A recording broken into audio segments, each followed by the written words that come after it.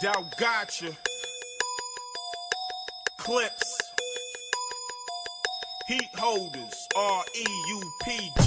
A dope dealer's dream. 100 keys, each of them for 13. Tax slow roller, sell it to my niggas dirt cheap. Fight Fed cases, leave the courts in laughter. Then flee to Miami, live happily ever after. No man, no man. Cook up, let it drip dry. I'm selling that one, my hood popping like a fish fry. Paint the town red, bullets coming up barrage. Ghetto superstar like I'm Prize. Big chain around my neck like I'm fresh off the Amistad. I'm not a part of your coke rap genre. I put it in the pot, it come back like armor. Nice with the flip ever since its genesis. And we won't stop till you give us free like the Genesis. Black hand, white keys, I seen this, I'm Ray. Got more white in the hood than the KKK. The grand wizard of that almighty blizzard. My numbers come scissored, I be where they breeding lizards. Now nigga go figure, I ain't been out in two. Switch jewels twice to upgrade with more blue. Now if you got a question, nigga say that for clue. But if you know the answer, then you probably cop from dude. Fluish, bluish, the shoes is the newest. The sickest shit, the chain is so gratuitous. Break it, shake it, bake it, then you cruise it. Treat it like them whiteys at Nike and just do it.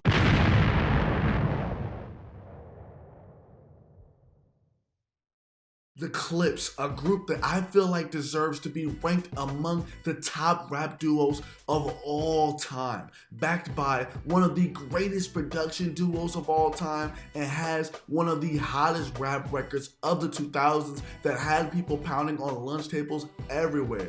Today, I'll break down the history of the Clipse and story their career. But before I get more into the video, I would first like to thank you guys for coming to see this. If you like the content, you should like, comment, and subscribe to help the channel grow. Also, follow my Instagram too. That would be greatly appreciated. You guys can always reach out and just show me some love. It's all good. Let me know where you're tuning in from. Represent where you're from, especially if you're representing Virginia. Comment down below your favorite songs, verses, or albums from the Clipse. Without further ado, let's get into the video.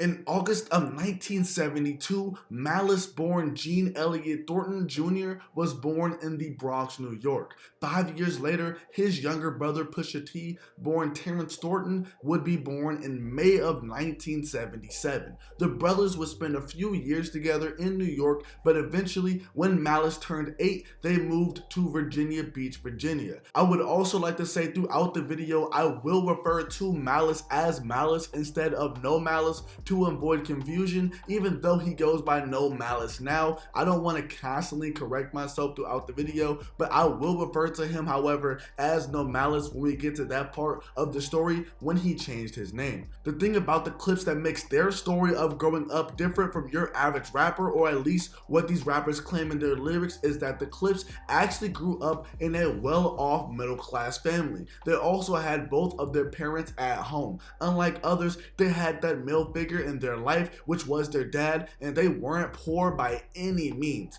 The thing is that the Clipse never ran from this and never lied about their younger years. If you've ever listened to the Clipse music, then you would know that the topic of drugs and selling drugs is a very common topic. There are different reasons for people to end up resorting to selling drugs, but the common ones are that the lights are about to get cut off, they need to eat, they need to feed their family, etc. But this wasn't a problem for Pusha and Malice when they were growing up. Pusha T said that they got into that life because of its allure. They wanted to be fly, have the money, have the girls, have the cars, and all of those things. As I said, Malice is 5 years older than Pusha T, and Malice ended up going into the military. In Virginia, the military happens to be a really big thing, and Malice ended up going to the army, where he served 2 years and 23 weeks. When Malice got back from the army, he saw Pusha T out selling drugs and saw that he was going down the same path that he did prior to going into the military.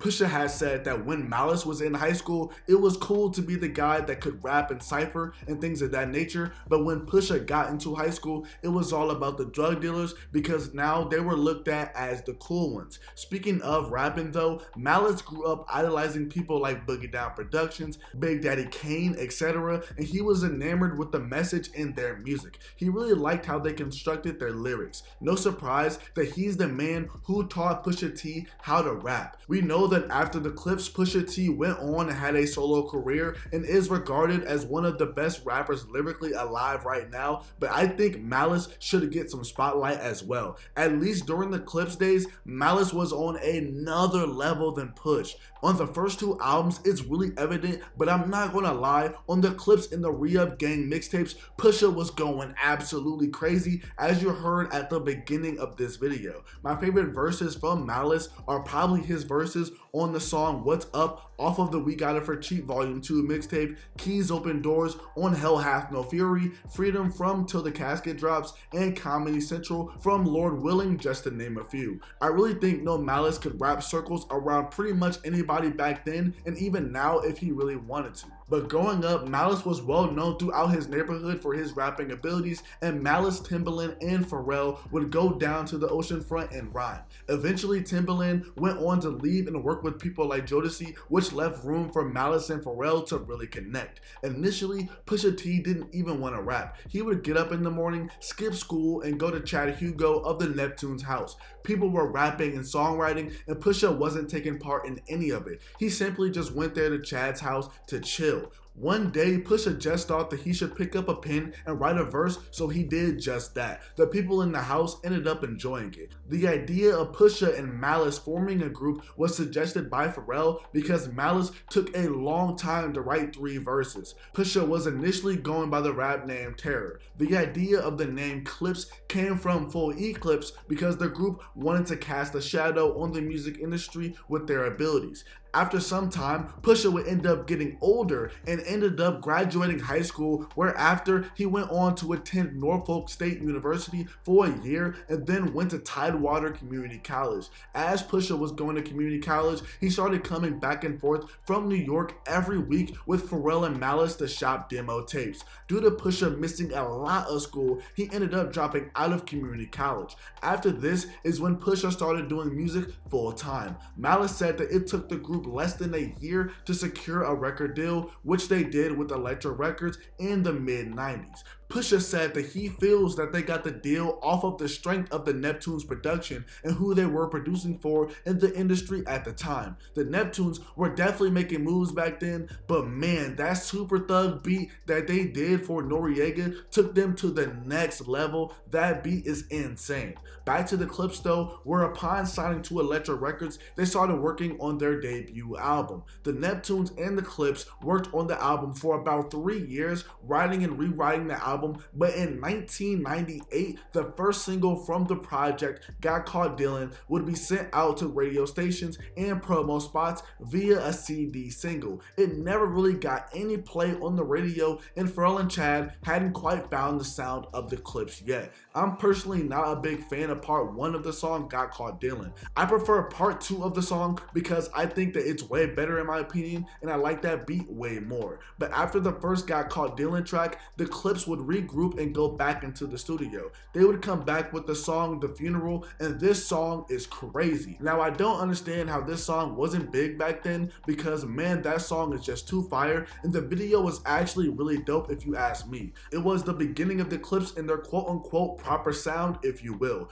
After reading comments underneath the music video for the song The Funeral, there are many people who think that this song was simply ahead of its time, and that very well might be the case. The stuff that they were talking about in that song was really deep and was written at a time when a few people who were close to the Clipse died. About this, Pusha would say, "It seemed like we were going to an abnormal amount of funerals all at once. I want to say it was probably around like 4 or so, but they just really were back to back. So we decided to make a song eulogizing ourselves." That's essentially what The Funeral was, 2 eulogies of myself and Malice. The beat was so dynamic though that it really caused a stir. It was just loud and chaotic, and it sounded like the second line that they do in New Orleans funerals where they march down the street. We shot the video with that in mind. I love that record and that video. I was definitely still growing as a rapper. I was young and rebellious, and the rap was just totally untamed. For me, it's just a timestamp telling everything that was going on in that period. And one of my best friends who actually championed the record Shampoo, he got killed soon after as well, and we wrote about him in the song Virginia. Sadly, The Funeral never charted, and Elektra indefinitely shelved exclusive audio footage and dropped the Clipse.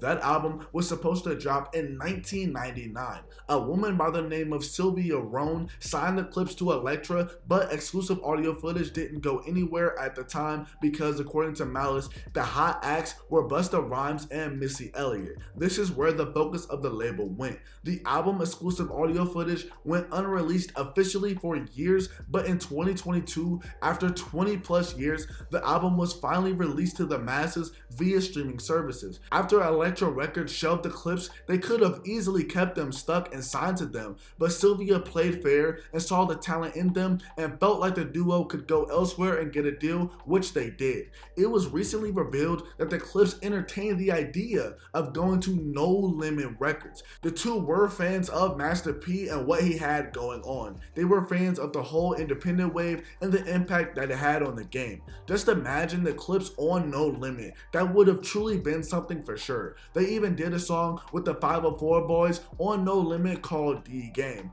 In 2001, their longtime friend Pharrell would end up signing them to Arista Records through Pharrell's at the time recently established label Star Track. The Clipse and the Neptunes began working on what ended up becoming Lord Willing. In May 2002, the lead single for that album that we all know of ended up being Grindin, and it was a crazy hit. The song was officially released in May of 2002, but it actually took 9 months to break that song, according to Pusha T. He would say, "It took 9 months to break the record. People don't understand that I did every $5,000 show with every drug dealer in the United States of America behind that record. Things start in the streets, and the hustlers of the world resonated with that record so well that they were just booking us. It was an underground cult kind of thing. It was like, come to Detroit, 5 racks, wear a bulletproof vest, and come to Milwaukee where you needed armed security. And this isn't a radio-driven thing. This is something that's basically brewing in the streets." The Clipse would tour throughout the East Coast performing the record and trying to get DJs to play it. Some DJs wouldn't even play the song because they initially didn't like the beat.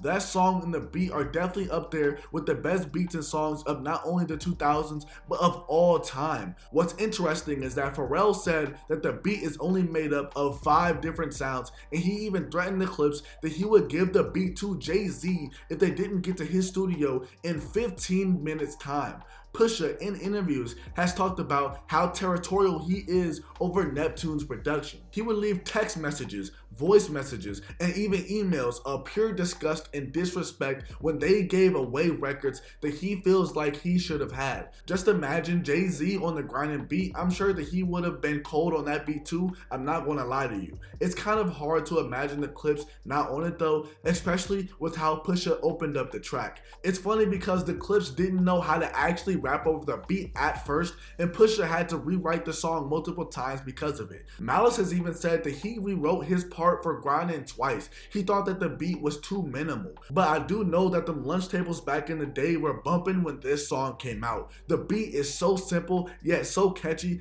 and is truly timeless. The song would peak at number 30 on the Billboard Hot 100. The second single, When the Last Time, was dropped in July of 2002 and went on to be the Clipse's highest charting song, as it charted at number 19 on the Billboard Hot 100 charts and stayed on the chart for 21 weeks. Even though this is the Clipse's highest charting song, Pusha T hates this record. The song did everything it was supposed to do, but it had more of a pop feel rather than a street feel. Finally though, the album Lord Willing was released in August of 2002. The album Lord Willing would go on to sell 122,000 copies in its first week, peaking at number 4 on the Billboard 200. As of today, this album is certified gold by the RIAA and is their best-selling album to date. Such a good album. Go listen to it if you haven't. Top to bottom, it's amazing. My favorite tracks are Grindin, Virginia, Comedy Central, the intro, and Family Freestyle. The other 2 singles off of this album ended up being My I Don't Love Her and Cot Damn. Some story behind the song Cot Damn is that there was controversy behind the original name of the song. The Clipse initially had God's name in the title instead of Cot, and the reason why they changed it was due to them potentially having issues playing this record in the Bible Belt of the US for self-explanatory reasons. Now skip ahead to 6 days after Lord Willing's release, and the Clipse would feature on Justin Timberlake's debut solo single, Like I Love You, off of his debut album Justified. This was another big song for them, with it peaking at number 11 on the Billboard Hot 100 chart and number 2 in the UK. According to Pusha, how this song came about was all Pharrell. Justin Timberlake really liked the Clipse, and he was working with Pharrell at the time. This record ended up doing wonders for the group, so much that Pusha T thanks Justin Timberlake every time that he sees him for the look. The reason why is because this was Justin's debut solo single, and he could have gotten people way bigger than the Clipse to feature on the record, but he kept an open mind and it worked out in the end. The month after Lord Willing was released, the Clipse appeared on Birdman's song What Happened to That Boy, and man, that song and beat is an absolute classic. The Clipse came through with fire verses, and heck, even Birdman's verse was pretty decent. My second favorite verse from him, aside from his verse on the song We Taken Over. The song ended up peaking at number 45 on the Billboard Hot 100. Now, there's a lot of rumored history behind this song aside from its supposed meaning and backstory behind the title. It's rumored that this song sparked some problems between the Neptunes and Cash Money. Problems that the respective members of those camps inherited. I'm really not going to get super in depth with this in this video, but this topic will come up once again later on in the video. At this point in the Clipse's career, they were riding high off of the success of their official debut album, with it going gold only 2 months after its release. The next year, in 2003, the Clipse got probably one of the biggest looks in their career, with them being a part of the McDonald's I'm Loving It campaign alongside Justin Timberlake. Now, it's been widely debated if Pusha T helped co-write the jingle for the ad.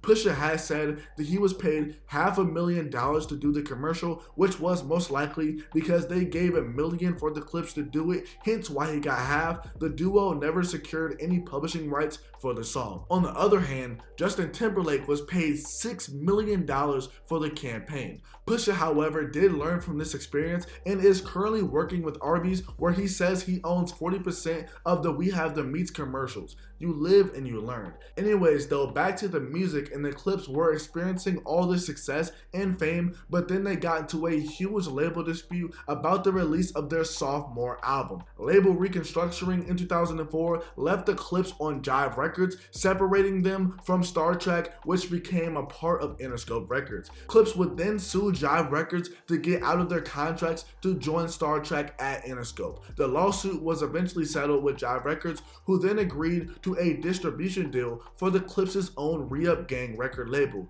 This would lead the Clipse to then start independently releasing their mixtape series We Got It For Cheap, which garnered significant underground buzz. The Re-Up Gang consisted of the Clipse with the addition of Ab-Liva and Sandman. This whole mixtape thing was new to the Clipse. Malice said that he didn't even know about the mixtape scene at the time and wasn't really into it, so that's why he isn't on a lot of the songs on the first installment of the We Got It For Cheap series. Pusha said that at this time, he never did a mixtape before, nor was he welcomed in the mixtape world at that time. He was from Virginia, and the mixtape scene was all New York at this time, so in his words, he couldn't get on a mixtape for the life of him. The first installment of We Got It For Cheap was released in early 2005, and the second installment came later that year. Pitchfork placed the second mixtape at 130 in their list of top 200 albums of the 2000s, and at number 2 on their list of the top 50 rap mixtapes of the millennium. If you look online, you will see that this mixtape has great reviews everywhere. This will conclude the first part of the video. In the second part, I'll break down from Hell Hath No Fury to the present day,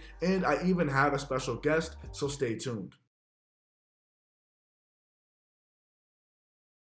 The road to Hell Hath No Fury was an aggravating journey for the Clipse, to say the least. For the start of this second part, I'll shift it over to my boy Niall from the Culture Crypt to talk about the backstory of the original version of Hell Hath No Fury. Make sure to go support my guy. Thank you, Dre, Clout Cancun, for letting me be a part of this video, man. A story I wanted to get into was the story of the original version of Clipse's sophomore album, classic Hell Hath No Fury. Now, in the rap dictionary we have today, Hell Hath No Fury stands as a cult classic from not only the Neptunes from a production standpoint, but also Pusha T and Malice from a rap standpoint. Recording for Hell Hath No Fury commenced in fall 2002. Around this time, Clipse were on their Lord Willing tour, accompanied by Young Bloods, Lady May, Rob Jackson, and Midwicket as supporting acts. Now, right when the tour wrapped up around August 13th in Washington DC, Clipse were thinking, man, let's get to work on this second album, man. And so they did. Clipse began recording Hell Hath No Fury throughout 2002 into 2003 and set a slated release date for December 16th, 2003. Now, not much is actually known about the original track list and version of Hell Hath No Fury Clipse had circa 2003, 2004, but there is one thing we did know. Clipse had major record label beef. Work on Hell Hath No Fury was halted in 2004 when Arista Records, Clipse's label at the time, was dissolved into their sister label Jive as a part of a merger between Sony Music Entertainment and BMG. Star Trek Entertainment moved on up to Interscope Records, but due to contractual issues, the group was forced to stay with Jive. Whilst working on the album, Clipse tentatively resumed work in 2004 and much of 2005. In the lengthy 4-year gap between Clipse's debut record and their sophomore album, that we obviously know as Hell Hath No Fury, Clipse weren't just dormant though. They were very, very busy releasing their critically acclaimed mixtape series We Got It For Cheap, specifically parts 1 and 2, in 2004 and 2005 respectively. Alongside this, Clipse were also doing lots of features and soundtrack work to get their paychecks, and one track of theirs we know from around the Hell Hath No Fury era was Pussycat. This track was set to be the lead single for Hell Hath No Fury and was in a slight different direction to tracks like Grindin and Virginia that we heard on their debut. So, after sitting with the song for a while, Clipse decided that Pussycat would fit better on the Barbershop 2 movie soundtrack. Fortunately though, a remix of Pussycat did later appear on the We Got It For Cheap mixtape series. Listening to a lot of Pusha T and Malice's lyrics from around 2003 to 2006, you can hear a lot of Clipse's dismay for their label. This was no different on the We Got It For Cheap mixtapes, and they gave some insight into the original version of Hell Hath No Fury on Volume 1 of We Got It For Cheap. Another track that was plucked for the mixtape was also called Stuntin' Y'all, and Stuntin' Y'all, which features Pharrell, was also slated to be a single for the original version of Hell Hath No Fury also. So with Pussycat and Stuntin' Y'all, we can build a world of what the record could have potentially sounded like. A lot of these OG Hell Hath No Fury cuts do sound a lot more club oriented and in line with the crunk, party rap sound that was really dominating at this point in the rap chronology. What's interesting is tracks like Pussycat and Stuntin' Y'all are musically worlds apart from the final 12 tracks we did get on Hell Hath No Fury. Hell Hath No Fury as an album, if you were to describe it, is street level, gritty, minimalistic, with big thumping drums and bass lines, and actually sounds a lot different from the popular Neptune's music at the time. What's really interesting to hear these early tracks is you can get an idea of how Clipse eventually molded their sound and perfected it with Hell Hath No Fury later on in 2006. We must cast our minds back to an archived 2003 MTV article. In this MTV article, Clipse talk about their forthcoming album, Hell Hath No Fury, and they state there's a track called Mama I'm So Sorry, a track which today we are actually familiar with on the final version of the album.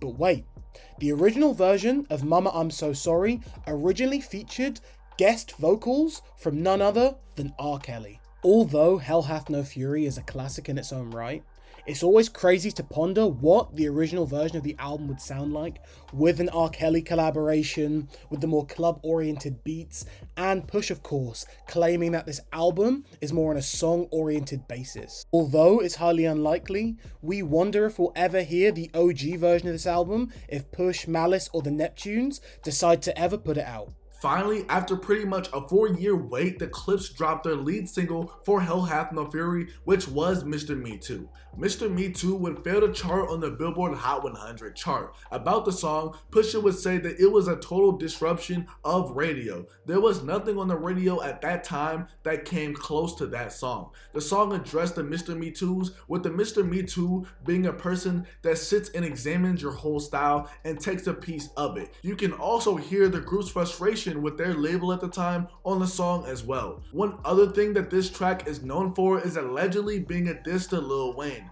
The track was a shot at people copying the Clipse style, and one of the things that the Clipse, but mainly Pharrell, was known for back in the day was wearing Bape. After all, Pharrell does have a close friendship with Nigo, who's the founder of Bape. Malice has said in an interview with DJ Vlad that Mr. Me Too wasn't aimed at Lil Wayne directly. Lil Wayne would do an interview with Complex in 2006 where he was asked questions about the Clipse, Pharrell, and Bape. In response to a question about the Clipse and them saying now people want to rock Bape and do coke rap, he would say that he's been rich since he was about 14 years old off of selling records. Lil Wayne had no bricks and wasn't cooking up anything, so what was the point of him talking about that? If you're cooking up coke, what the hell are you rapping for? Or on the flip side, if you're rapping, then what the hell are you cooking up coke for? Wayne and the interviewer would continue to go back and forth about the topic at hand, and Wayne would ultimately say, "You talking to the best. Talk to me like you're talking to the best. I don't see no effing Clipse. Come on, man. Weezy, man. They had to do a song with us just to get hot, B. What happened to that boy? Come on, B. Don't do that, dog. This is a effing legend you're talking to right here. 14 years, B. How many years them dudes been around?" The interviewer would respond and say that the Clipse had been around since the year 2000, and Wayne would come back with another wild response. Who the F is Pharrell? Do you really respect him? That dude wore Bapes and y'all thought he was weird. I wore it and y'all thought it was hot. Come on, man. Come on now. The dude walked around with dudes that look like you. Y'all thought he was crazy. If I did it, y'all gonna think these dudes are killers. So yeah, you can easily see that there was definitely tension and Wayne was going off in this interview. The condensed alleged history is that the Neptunes never got paid for their work on What Happened to That Boy, so they refused to ever work with Birdman and Cash Money ever again. Later on, Wayne, who was signed to Cash Money, allegedly approached Pharrell and asked him for Billionaire Boys Club gear, and Pharrell allegedly turned him down. But like I said earlier, I don't want to get too deep with that situation because that's a huge rabbit hole that I don't want to get into for this video. Went What It Do ended up being the second single for the album and was released in October of 2006. Despite the single once again being great, the song failed to chart on the Billboard Hot 100 and charted at number 96 on the US Hot R&B Hip Hop Songs chart. This single will drop on Halloween of 2006, which was a planned release date for Hell Hath No Fury, but it got pushed back again. There's a story of Pusha T prepping for a Rolling Stone interview that he did that year, and he received a call that the album would be pushed back again. This time, he would absolutely lose it. He told Rolling Stone that he hated Jive with all of his heart and all the passion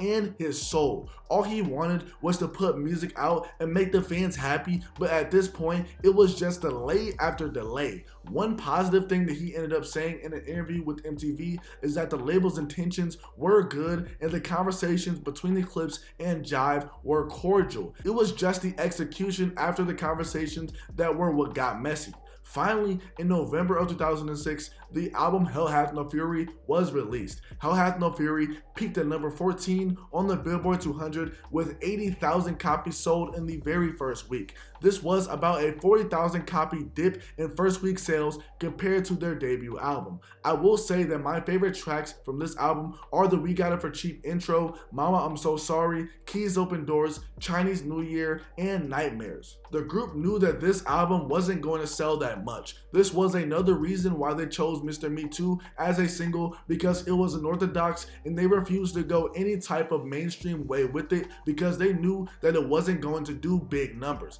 They just wanted to give their fans super hard, unorthodox, and weird music. Pusha T believes that Hell Hath No Fury is one of the best albums to ever come out. He ranks it behind Thriller and Purple Rain, with him thinking that it can arguably top Purple Rain by Prince. While Hell Hath No Fury didn't do crazy commercially, the album, however, did receive widespread critical acclaim. Some additional information about the album is that according to Pusha T, Hell Hath No Fury was actually a Jay-Z album. Pharrell had originally made all of the records that ended up on the album for Jay-Z's Kingdom Come album. This ended up never coming to fruition, so the Clipse got their hands on the records. Even though the album was receiving good reviews, the Clipse were still not happy. They felt that their album wasn't being promoted enough because Jive at this time was more focused on pop music rather than rap. This added more fuel to the fire between the Clipse and Jive. In an interview in May of 2007, the Clipse revealed that the group had officially been released from their recording contract with Jive.